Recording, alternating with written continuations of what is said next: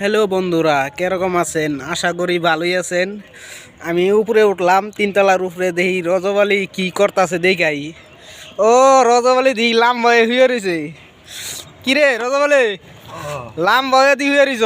আরে কইও না গো ভাই, কুত্তার মতন খাটনি কইরা হ্যাঁ রুড়ি নিয়ে আইছিলাম আজকে সাইড দিয়া। হ্যাঁ কাম মাম কইরা খিদা নাকছে তো ভাবলাম যে খাইয়া দেয়, আমি খাইয়া দেয় হেটা তো সাইড দিয়া রুড়ি খাইছি না আজকে। পেট লই আর লড়া হারতাইছি না। রুড়ি বানাইছে এই মুড়া মুড়া, বুঝছো না? হ্যাঁ খাইয়া দেয় পেটের অবস্থা এরম সেনকার শরীরে চাইরানোর শক্তি নাই।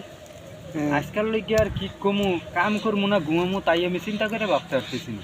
যদি ঘুমাই থাই তো হাজিরাটা মার, আর যে কাম না করি তাও চলবো না।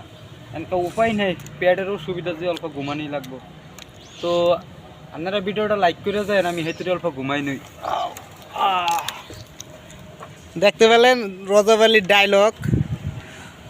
রুটি খাওয়া বেশি হয়েছে। ছাদের উপরে কি দেখবেন?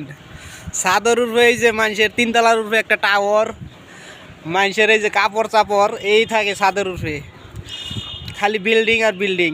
চারো সাইডে দেখেন খালি বিল্ডিং।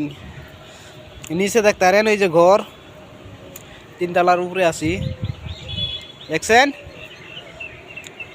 এই আমগো পরিস্থিতি।